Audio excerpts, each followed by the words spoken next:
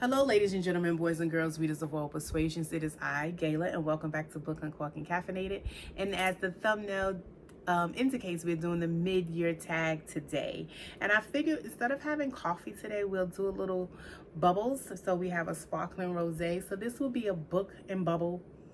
Yeah, sparkling. It won't just be books and wine. We'll do a books and bubble video today. And so, yes, I'm happy. I figure if we're talking about things I've read, we can be a little chill about it this evening. So let me take a sip to get started. So what I find out about myself is I do love rosé, but I love sparkling rosé. And I realized that I really like a bubble. So I really like sparkling wine or champagne. So this is really, really good going down. So let's get started. So from what I've been hearing on the internet, YouTube, bookish streets, Kayla Bookish Vibe is one of the people that really kind of started this mid-year tag. So I watched her video. I watched Lex Reed's video. I watched a couple of other people's video.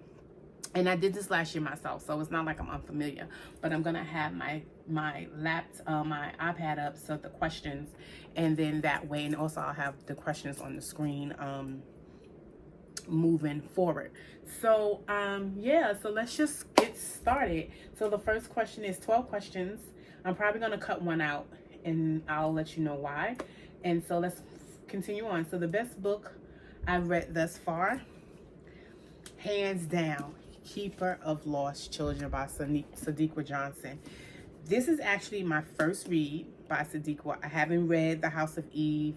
I haven't read any of those books that everyone raves about. But this one right here really makes me want to crack open the rest of her books. I enjoyed this book immensely. This was about a lady in the World War II who talked about how Germany women and black soldiers had babies, and these babies were like the lost children of the time because, you know, German women, you know, you weren't supposed to fraternize with the soldiers, and you damn sure wasn't supposed to fraternize with the black children. So a lot of children were lost in this era, and she herself I think she could not have children, or she had children so late. So she kind of became the mother of these children and helped these women help these women find homes for their children. And this book was super, super cool. There is a big slip up in this book. And so if you read this book, you know what I'm talking about. So she felt she really had to fight for these young people's lives and how they ended up as people, as adults and things of that nature. So this is the best book I've read so far. And that's saying a lot because I read a lot of really good books. But if I had to choose out of the books I read, this is it. The second question is best sequel you've read so far. So this is not really a sequel, so to speak, but it ends the trilogy, and that is Big Girl Blitz by Danielle Allen. Actually, I'm just getting home from my book club meeting today. We had a meeting about this. I actually gave this a 4.0. Well, four stars, and then I think the lowest star tonight in my book club was a 2.5. But I think by the end of the book club, it had risen a little bit, at least until a 3-star. Some people kind of increase their star for this book.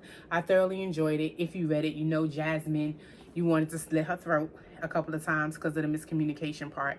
But this was the overall book, and it really wrapped around about the Danielle Allen series, because it was Curvy Girl Summer, Plus Size Player, and this rounded out the trilogy. So this is the best sequel, so to speak, so far. The third question is new releases you haven't read but want to. So I have two. I've been waiting for this one. Oh my Lord. Struck Speechless by Tati Richardson. So her first one was First Sight, I believe. That's awful that I don't know the name of the Losing Sight. Losing Sight was the first in this series. So what I hear is that Tati is gonna make all the sights. Hearing, seeing, touching, tasting, all of the things. And these are characters, middle-aged characters, which is really what I was drawn to because I'm a middle-aged woman. And so sometimes you like to read the romances, but it's really for young people or younger people. This is really dealing with issues that middle-aged people deal with. And the first one was cool because it's losing sight, and I started wearing glasses like 2 years ago, so that was super cool to keep up with. So I'm so looking forward to this book. But I'm also looking forward to Leave Your Mess at Home by Tanali Akinola. First of all, the cover is disgustingly beautiful. So this is another book that I'm going to get to read before the year's over. It says the Long siblings are really botching their parents' American dream. And from what I've heard, this is about four sisters and how they navigate their lives. And I think they're from Nigeria as well. So how, you know, navigating their lives now that their family is here. Question number 4 is most anticipated read for the rest of the year. And I'm so mad because I literally just bent this cover, but A Harlem Wedding by Tiffany L. Warren. So this is about W.E.B. Du Bois marrying County Cullen, the poet. And I always said, if you have to read, I don't think you have to, but I strongly suggest you read Harlem Rhapsody by Victoria Christopher Murray before reading this, because that gives you a little insight of what this is going to be about. And I think it's a perfect match to lead into a Harlem Wedding. So I'm so ready to read this by the end of the year. Question 5 says, the biggest disappointment of the year so far. So I'm not going to answer that question because I've had a really, really good reading year. I didn't even DNF anything at this point. And so I was going back over the list of books that I've read so far. And although everything did not make the list, everything I've read I've enjoyed. So I'm not going to answer that question. Sorry. Nothing really disappointed me in my reads. And maybe if I did this again at the end of the year, that would change. But as of today, I haven't been disappointed about books. Some books have made me sad, but as a disappointment or a DNF, nope, not me. Question 6, biggest surprise of the year. The biggest surprise of the year, and I made a TikTok about this as well. Thick of Love by Danielle Marcus. This was a really great read. I went to Adani's bookstore. It's an independent Black-owned, woman-owned bookstore in Brooklyn, and I was gonna purchase something. I was going there for an incense making workshop, and I'm at a bookshop. I'm gonna purchase something, and I just read the back of it, and let me just read to you what I read that made me pick it up. I gave you 15 years, 2 kids, and my everything. You still chose to give a woman you barely knew the ring, the house, and my happily ever after. And I was like, and this book was good. Like, good. It was so good that my mother wanted to read it, and my cousin actually went out and bought the book. Like, this book was super good. So that was my biggest surprise of the year. Question 7 says, favorite new author, debut, or new to you. And so for me is J.L. Seegers. Everyone talks about J.L. Seegers. New to me as an author. I know it's not her debut book, but new to me, and it's the New Haven series. That's the one I decided to crack open. So I started with Restore Me, of course, in this New Haven series. This is the first one. Now, although this book frustrated me, I really enjoyed it, and so I have bought Revive Me 1, 2, and 3 so far, and so I'm in the middle of reading the first part of Revive Me. I've thoroughly enjoyed this, even though it frustrated me, but I thoroughly enjoyed this, and looking forward to reading more stuff by J.L. Seegers. Okay, so question 8 is new fictional crush. So my new fictional crush comes from the Delgado series, but season 3 with Capri, Quamir. Quamir was an interesting character, and I enjoyed every moment of it. I even heard an influencer call the Capri series, the Capri season, a part of this series, the more romantic. It had like a real love story to go with it, and I totally agree. Like, Capone and Capodanno was good, but the Capri storyline, it really was indicative of having like a true love story. So that's my new fictional crush, was Quamir. And number 9, my new favorite character happens to be Capri. My girl was smart. She was an attorney, but she was also about that rah-rah life. And so I liked her because she was like one of the characters. You can take her and put her in any room. You can take her from the hood to the White House, and she would adapt, and she would bust a cap if she needed to. So that was my new favorite character. I really enjoyed her, and I also enjoyed her and Kwame's love story. Question number 9. That was question number 9. Question number 10. What book made you cry? So, this is the book that made me cry. Restore Me. So, if you know about this, the FMC lost her husband and then winds up falling for the MMC, which was her husband's best friend. Not all at the same time. It was some years apart. They had a complicated relationship anyway in general, and then they found themselves together, and they were trying not to be together because people were like, well, she more than him was like, what would people say? You were my husband's best friend. We've known each other for years. We all went to college together. I got married. Everyone thinks we hate one another's guts, and here we're trying to be together. So this made me sad because it's like, can you find true love a second time around? 1, can you find true love in a person that was close to your true love?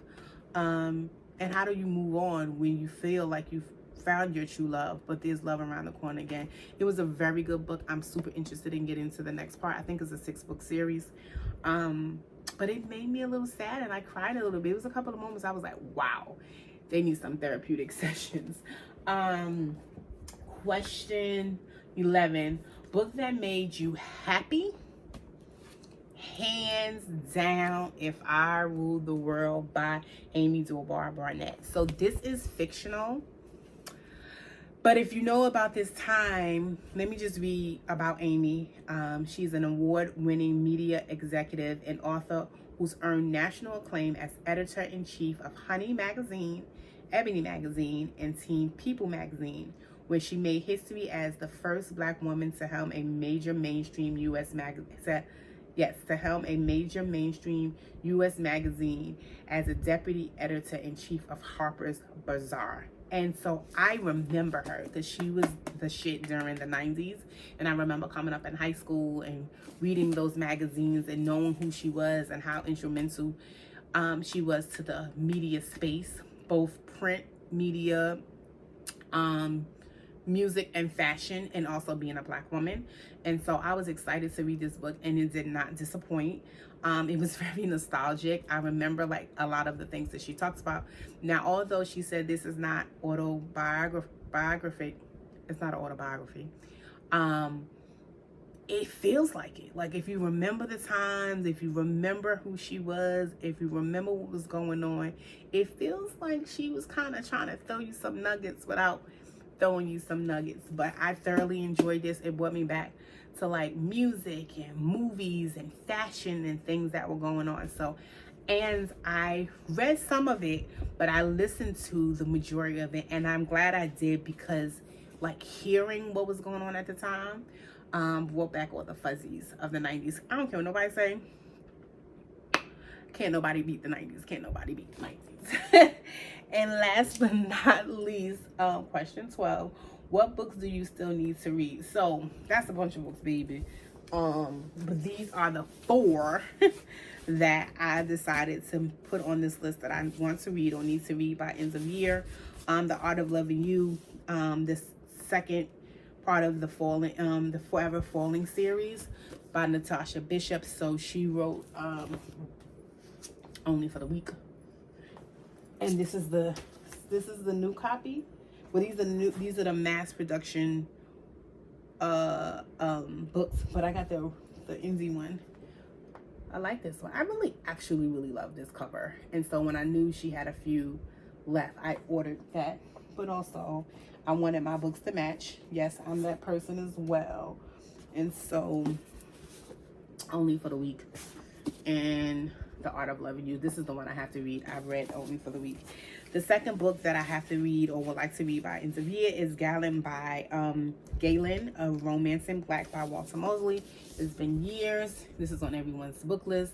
I won't even watch certain influences. Like if they talk about this book, I will skip through it because I don't want it to be spoiled. Love by the Book by Jessica George, who also wrote Mame. So I would like to read this by end of year. And this one I really want to get to next. I'm really interested in this, and I need to prioritize reading this like within the next like 2 weeks. The Seven Daughters of Dupree by Nikisha Ellis Williams. I'm really interested in this, and this kind of got lost in the sauce. It was over here somewhere when I was picking out those books, and I was like, no, I want to read that book. So this might be kind of coming up in the next 2 weeks of me reading. So these are the 4 books that I still have to read. So yes, that is my mid-year tag. That's that. So I'm gonna continue to drink my wine, read my books, and enjoy my evening. Yeah, so I have a lot of videos coming up, traditional videos like going along with series I started, and there's some other things I'm gonna sprinkle in there. It's gonna be summertime for me. School has officially ended. So school is closed, but because of my change of my position, I'm no longer in the classroom. I am the social worker. We do have to work to the end of the month. So I have 2 more days until I officially start summer. And I really don't officially start summer until July 2nd, because on July 1st, I will be taking some of my students to do a presentation. We're doing some restorative justice practice work, and it's who I am. I love the babies, and I continue on. So yeah, I will have a couple of days before I officially start my vacation, and I'll be able to read all of the things when I want to read all of the things. As usual, drop in the chat a book stack, and let's do this. This is different. Which one should I read first? So you have The Art of Loving You, Galen, Love by the Book, and The Seven Daughters of Dupree. Choose the book for me. The book that you choose is the book that I will read. That being said, like, comment, subscribe, share, and I'll see you in the next video. Deuces.